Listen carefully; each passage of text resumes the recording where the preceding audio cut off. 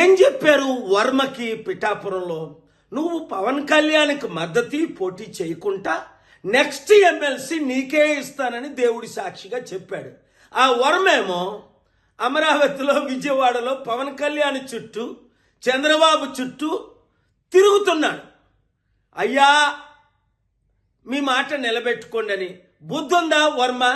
వాళ్ళ మాట నిలబెట్టుకోరని అప్పుడే చెప్పాను కదా. మరి ఈ మధ్యని పిఠాపురం మాజీ వైసీపీ ఎమ్మెల్యే దొరబాబు ఎవరో అట మళ్ళీ జనసేనలో చేరాడు. ఒరే నాకు అర్థం అవ్వట్లేదు, అసలు మీకు బుద్ధి బుర్ర ఉందా? 2008లో ఇదే పవన్ కళ్యాణ్ చిరంజీవి ప్రజారాజ్యం పార్టీ పెట్టి 100 కోట్లు 1000 కోట్లు కలెక్ట్ చేశారని మనం అందరం విన్నాం. కొంతమంది సూసైడ్ కూడా చేసుకున్నారు. మరి అదే ప్రజారాజ్యం ఇప్పుడు జనసేనగా ఆవిర్భవించిందని అదే చిరంజీవి చెప్తున్నాడు. అంటే అర్థం ఏంటి?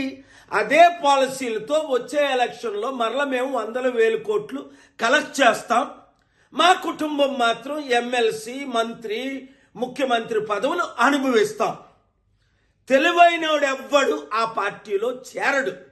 మూర్ఖులు, గుడ్డోలు, బుర్రలేనోళ్ళు మాత్రమే చేరుతారు అందులో. ఇంకా జనసేన కానీ టీడీపీ కానీ మన లైఫ్లో గెలుస్తుందా? 9 నెలలకే చాప్టర్ క్లోజ్. మొత్తం అంతా అవినీతి, అన్ని ఫెయిల్ అయిపోయారు అని స్పష్టంగా కనబడుతుంది కదా. వచ్చేది కేవలం ప్రజాశాంతి పార్టీయే, బడుగు బలహీన వర్గాల పార్టీయే. మన బీసీ, ఎస్సీ, ఎస్టీలు అందరూ ఇప్పుడు ఎందుకు కమిటీల్లో చేరిపోతున్నారు? ఐఏఎస్, ఐపీఎస్లు మొదలుకొని మాజీ ఎమ్మెల్యే, మినిస్టర్ల వరకు. మీరు కూడా ప్రజాశాంతి పార్టీలో చేరండి, ప్రజలకు సేవ చేయండి. కుటుంబ కుల పార్టీకి ఇప్పుడైనా గుడ్ బై చెప్పండి. చెప్పని మీ ఎమ్మెల్యేలకు, అరే యూత్, నిరుద్యోగులు, మీరు వాళ్ళకు బుద్ధి చెప్పండి.